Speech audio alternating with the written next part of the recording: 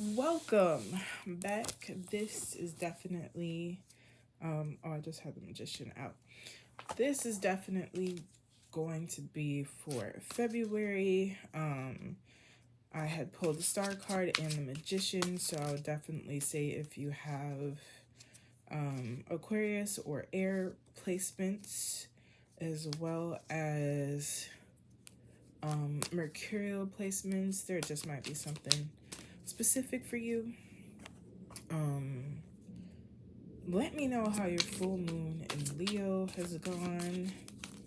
And if any of these things resonate, let me know in the comments. And if you want to subscribe, I invite you to do so. And we're going to just keep the PickACard energy going. My deck, which is the Melanated Tarot, is loud. It's been so loud lately. So I've been shuffling for a little while. So I'm just gonna put, I got two. Cutting the deck. That is my third one. And making sure, these look like reversals. We'll see. We'll see what happens. So I'm gonna put here selenite. Let me make sure that you can see all three.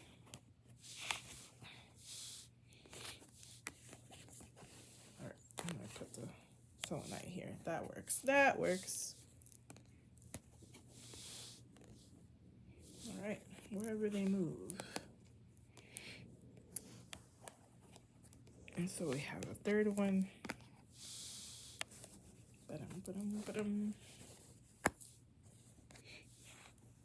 So there's a pick card, I'd say for February or Aquarius season.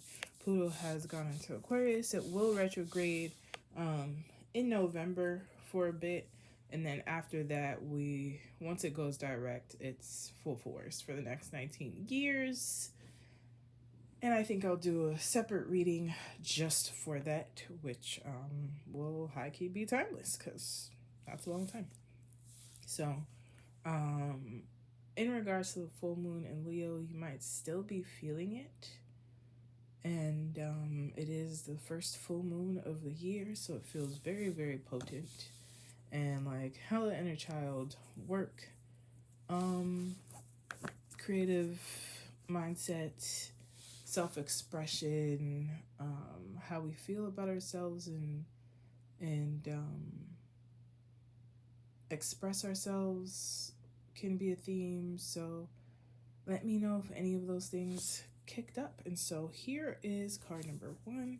This is selenite, and I'll also do a breakdown of crystals since I am also I also own a crystal shop.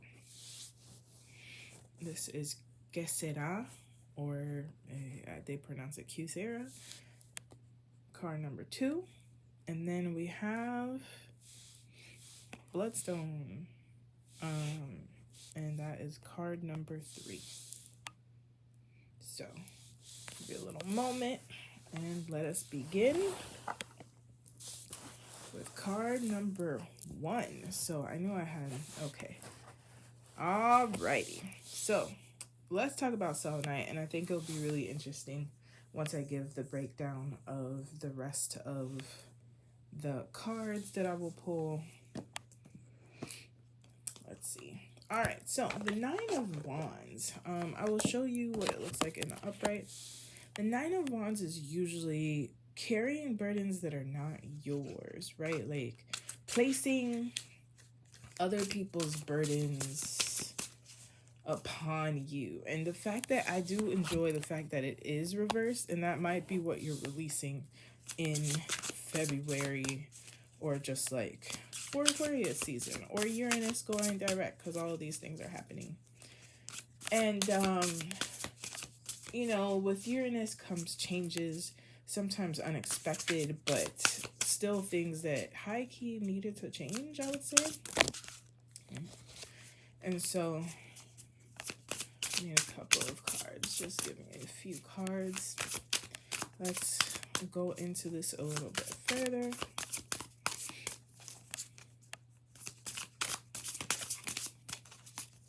I'm also thinking about putting a love oracle. Just one, just one, just one. All right. Oh, so these want to be quiet. Interesting. My other deck was feeling real loud. It may be that I have to break it further down with the other deck. That's interesting. Nothing? Okay. All right. Maybe at the end. Interesting. Well, being called to continue with the melanated classic tarot instead of the there's a deck that I've been using. The Cosmovisions is what I have on the side. All right, let's get more information on Nine of Wands reversed. I mean, I think it's fairly clear. It's like, what is going on, y'all? So many things are reversed. But overall, it's just unburdening yourself, right? Like, no longer worrying about, oh, that's delightful. No longer worrying about what other people think,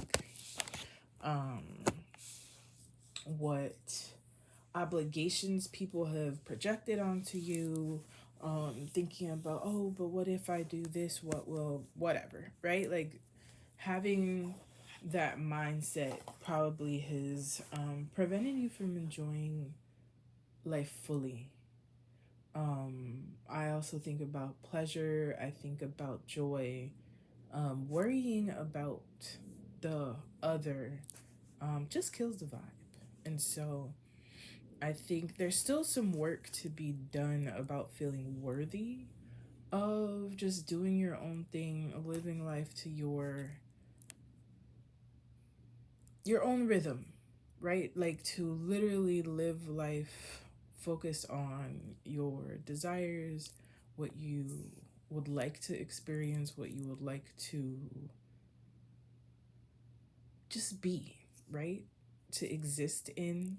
And so as you work through that, and it might mean that instead of accepting what people have told you all along, right? You're now moving out of that space and allowing yourself to maybe eventually head to a different way of existing and thinking. Because the Ace of Swords is just like a new thought, a new communication, but it feels like it's not time yet. There might be work needing to be done to kind of let go of maybe not even thinking for yourself or following your own thoughts. And so once you head there, once you believe that you're worthy of expressing in your own way and just like existing in a life that is yours, comes the 10 of Swords. And the 10 of Swords, I nail then broke. The 10 of Wands in reverse is the ending of the cycle of literally doing what others have told you all of this time, right? Kind of like planting seeds that never belong to you, as I think of the Nine of Wands too. And so literally, instead of holding all these burdens together and having to move around, I think of the Atlas, I think it is, like the Greek mythology of the homeboy carrying the world on his shoulder. I think of that. And so in this case, you're actually like, bump this, I'm gonna drop this and lighten your load, right? Like, don't take other people's bullshit and hold on to it as if it is yours. You are more than the things that have been handed to you, projected onto you. Point blank, period. And so, but it's your choice, right? Like, it is officially your choice. And with releasing all of that, right? Like, with the end of this cycle that you have had, comes the clearing, comes the purging, and heading towards an adventure that you may have no idea where you're headed, but you're like, huh, I feel light, I feel ready, I feel confident, and I don't know what lies in front of me, but I'm gonna do it, which is the Fool. Like, sometimes they love to call it delusional, but being so within belief that you're worthy of something dope and just following that feeling. Many people can call that foolishness, versus not being realistic or whatever, but it's living. It's truly living. And so the sun is out. They got their, backpack ready to go. And who knows what's on the other side of the cliff. And so I always think about the quote that became popular years ago from a teenager's poem of like, what if you fly, right? And so, let's get into the selenite. And so selenite, I love to tell people about it a lot. People sleep on selenite, but selenite is always clearing the space, the energy, your crystals around you. And so having chosen this one and it being selenite is literally like, it's time to clean, it's time to remove. If you have to cut people out, cut people out. If you have to create new boundaries to enforce, do that, right? It's a clearing of energetic contracts, of energetic space, of things that have held you down, and not in a way of like holding you down, but literally an anchor that has never been of use to you, or is no longer of use to you. And so to pull karma out, I think it's the clearing of karma right now, right? Karma is not negative or positive, it's neutral. It's just how you move within the space. What do you do with the things that come your way? And so it looks like there has been some not so positive karma. And so there's a renewal of space, right? And look at the mirrors, look at the reflections, and also see how maybe you've been feeding into the role of carrying other people's burdens. And so hopefully that was of use to you. Oh, okay. Well, I have been told. And here is the Love Oracle. So this can be self-love or personal, romantic, whatever. Y'all know what I mean. Interpersonal relationships, what have you.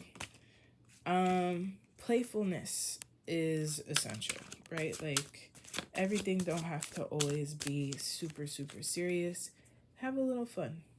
Recapturing romance with your partner, with yourself, with life is what I will say. And so that is my final card for number 1. We're heading to number 2.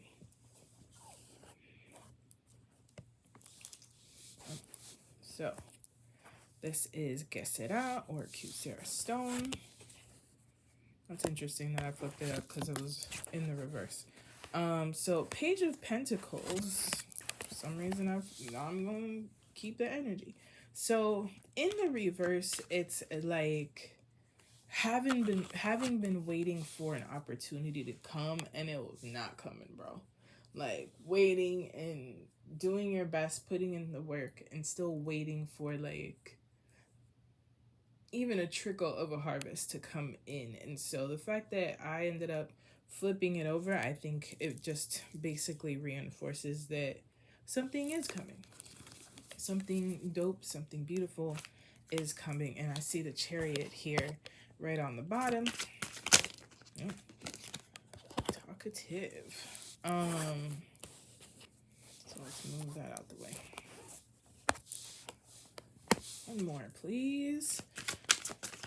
A Chariot on the bottom. After much fighting or war. If we think about like the Chariot is the soldier coming back home after a fight, but I don't really like that terminology. But after just maybe struggling of not even knowing where you're headed, the things that you have been waiting for come in, and maybe even faster than you think, but you have to remain steadfast. You got to keep going, keep believing that all the things that you desire will come through, which is hard, especially when you've been waiting and nothing has been coming in for a while, right? Usually the Chariot represents loud celebrations. It's something that you won't be able to overlook. It won't be obscure. It'll be in your face and you'll be like, ah, that's what I've been waiting for. And so, victory is here, point blank, period. It's kind of the song of like, I can see clearly now, the rain is gone, right? That's kind of what I think about.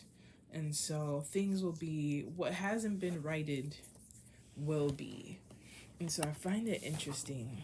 I think I want to get a clarifier for this, that the High Priestess is in the reverse. I need a clarifier. Yep. Because the High Priestess, interesting. The High Priestess is usually the intuitive person, the person who just like be knowing. There's no doubt in their mind. That is your all-knowing person. That is the person who can be the oracle, can be the bringer of news. For some reason I got prophetess. That's interesting. There's something to be said about that being in the reverse. You may get more than one opportunity coming in. Don't sleep on how your body immediately feels when it comes in, right? Is it relief? Is there tension? Is there the feeling of a lack of information? So whatever is immediately a yes, follow that feeling. Whatever feels like, I need more information, follow the feeling. Don't let desperation be your guide, because you might miss something, and something may present as better than it actually is. That is definitely for somebody. So ask more questions. I kind of have the visual of like, you're going in for an interview and they're like, oh, do you have any questions? You're like, no, this sounds wonderful, blah, blah, blah. And next thing you know, you get hit with information that you're like, wait, hold on. I didn't sign up for this. So make sure what is truly is, because regardless of your decision, you're gonna be very well positioned and stable. This is like definitely Taurus energy right here. Like we have bulls here, and then we have the grapes. So like, once you do arrive to your decision, you are going to be reintroduced to stability, tangible results. If you've been, not eating as well or whatever the case may be, that, struggle will bring you all kinds of stuff. You can now be rest assured that you will be taken care of. Like, this is that thing. But also, Taurus does not do subpar things. So again, back to like the interview. This must be for somebody specific. Ask for more. If they give you an offer letter, hey, let me get 24 to 48 hours just to review this offer letter, counter offer. Right? Go higher even if they're paying you what it is. They have the money. And that is specifically to Black and brown folks. We do not ask for enough. So make sure that you understand that you are also the value being brought to any space that you are in any kind of partnership or relationship, because employment is the same thing, even if it feels often one-sided and like one power-sided, right? Wow, I got in Spanish. Date respetar. So respect how valuable you are in any space that you are, and anyone who treats you as subpar, that's not the place for you. And deep inside, you know that. It might be easy to overlook when you gotta keep the lights on. You know what I'm saying? And so if it is something that you're like, this is all I have for right now and I gotta do it because, whatever, then do that, but don't assign that value to yourself. So we have this Three of Embers, which is the Three of Wands, which means look ahead, rapid growth. The Sibyl sees all there is to come. Her psychic intuition can be emotionally crippling at times. That's very interesting since we have a High Priestess. But with streamlined focus, it can appear... What? Oh. It can offer a chance at rapid growth and, most importantly, survival. As humans, we all have the ability to predict and plan for future problems through adapting and anticipating. Learn from the Sibyl. Look forward and plan ahead for any possible outcome, and you will see a chance for rapid growth in the near future. Wherever you set yourself, do not settle. Okay? So if you had plans and ideas before you started working, keep them going, even if it takes you just a little bit longer to get to where you want to go. And let's talk about ¿Qué será? So, ¿Qué será is what will be. And so the best thing that I can say about this stone is it allows you to be more flexible, to surrender. So Aquarius, Scorpio, Taurus, and Leo are fixed signs, right? And so if you have one of those, this might also be for you. Allow yourself the flexibility of moving through something and allowing you to be led. What will be, but also what is for you, right? And so however temporary the solution, it is not your end all be all, and allow yourself to exist in that of like, oh, I can pivot. We don't have to be loyal to a damn place if that is not what it is. And so just want you to feel butterflies with their own life. And I also got telepathy. This is definitely for somebody Venusian. If you are not excited about prospects, do not do it. Or if it is something that you must, for whatever reason, make sure it is temporary instead of long term. Life is meant to feel exciting. Enjoy the overwhelming excitement and bliss of new or old love. That can be for life, that can be for your passions, that can be for anything. Apply it to how that works for you. Pay attention to the telepathic messages that are being sent and received at this time. We had the High Priestess in the reverse. So there's 3 different things that have referred back to your intuition. Don't be out here in Six Flags ignoring all of the red flags. Okay? So listen to what you know, because you know it and you don't need proof for it. Card number 3. Fascinating. Okay. So this is the Bloodstone. We'll talk about that later. So we have the Two of Swords, right? In the reverse, what decision are you not making?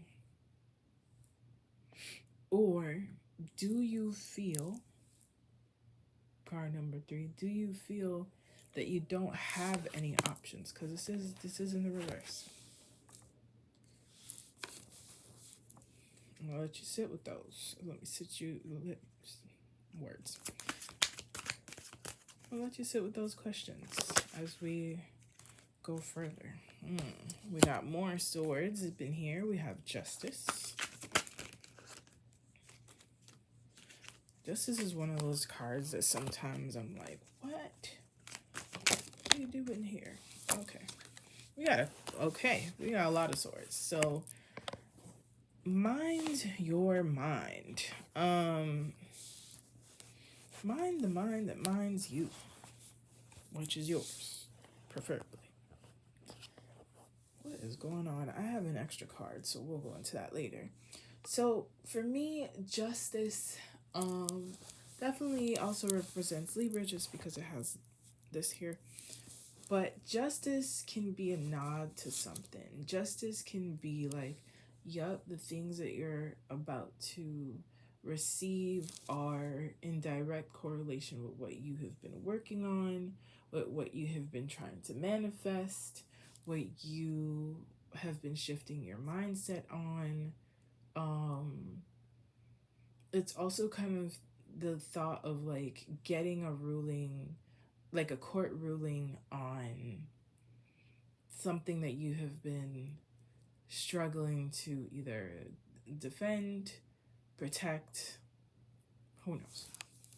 So it's also number 11, which means after a cycle has been broken, we continue on to this new thing, right?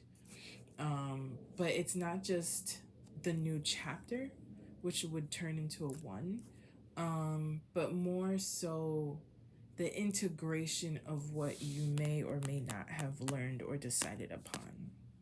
So we're followed by the King of Swords. The King of Swords doesn't mince words, but also knows when it's time to dictate, when it's time to say what's up, isn't afraid of upholding boundaries, but is also observant, right? Gets information and decides what to do with it, versus maybe being overly reactive. I would say cool, calm, cool, and collected. And so being more strategic with the information that you receive, either from your body, from others, from experiences. And so we go back to the decisions, right? It may be that you've been waiting to deliberate on something because you don't have all your information. And if that is the case, you will get it all. You will get the information and you'll make the best decision for yourself. You can't make a wrong one. If you make a wrong one, pivot. You know what I'm saying? If you realize, that really wasn't the road that I was heading on, that's okay. That is absolutely okay. Interesting. So we have the 5 of Swords. The 5 of Swords is usually being ready to go toe-to-toe with somebody. This one's slightly different because I find it interesting that other people in the card are like, either they lost or they give up, or just we're like, I don't want to fight no more, right? And then we have, I guess, our main character just kind of like, nah, we don't want to practice, we don't want to fight no more, or okay, right? And kind of be like, all right, well, whatever, I'm gonna keep these close anyway, just in case. But don't be afraid to fight for what you feel is right for you, if that is the case, if anyone's trying to prevent you from it. But also do be mindful of needing to be right. So overall, what I get is there is a change of mindset coming. But it's like not here yet. It's more of like, I'm still observing to move accordingly. And this is crazy. I broke the deck in the middle, and now I have the 2 of Embers, which is not the same as the 3 of Embers that I just had. Planning, deciding, leaving home. If you feel like you have to shake shit up in your life, you can't see that's 2 of Embers. Do that. If you feel that you cannot continue in the same places that you have been, do whatever you got to do. Go. Sometimes staying is a crippling option, which keeps you stagnant. And so, what does it say? The mystical flame was born for something unusual and unseen. It holds a potent energy unmatched with that of a common fire. It only calls upon your willpower to make it grow. The mystical flame is a metaphor for a surge of creativity sparking from an unknown source.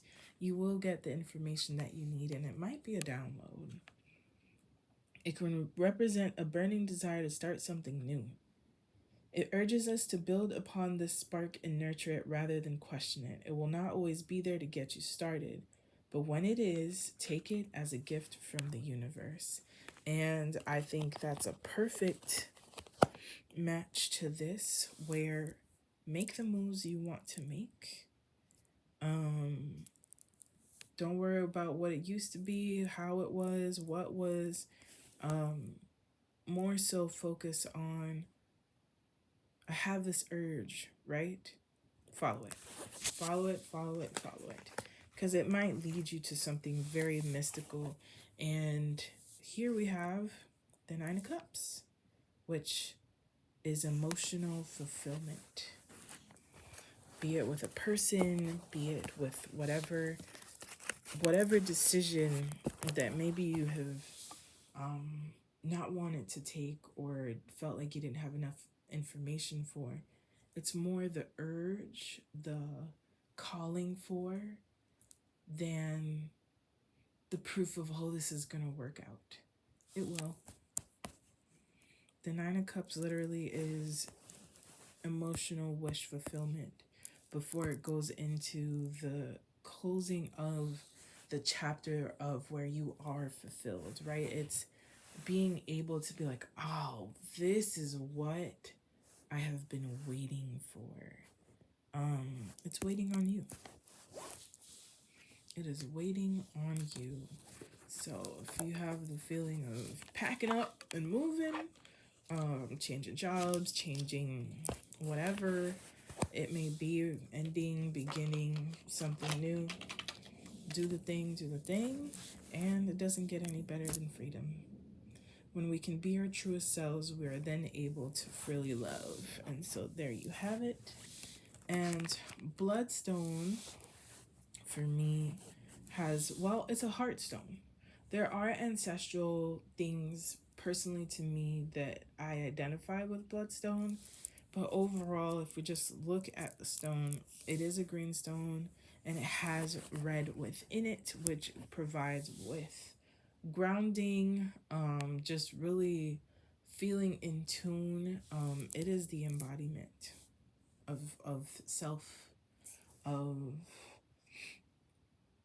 being able to allow ourselves to grow from these roots that we have nowhere where they lead. And it's a heart-centered green stone, and so it helps with just like old stuff that maybe hasn't been cleared. Follow your heart when it comes to the decisions that you are making, y'all. And so that is what I have for you. If any of these resonated, let me know. I am always so curious. Oh, and the deck that I used for the oracle deck that I use is called the Black Hollywood Romance Stars. I think it says it right here. Black Hollywood Romance Stars. So there you have it. If you look forward to another reading, put the like, put the subscribes. I'm hoping to be able to go live eventually. Need some more folks to subscribe. And I will see you next time.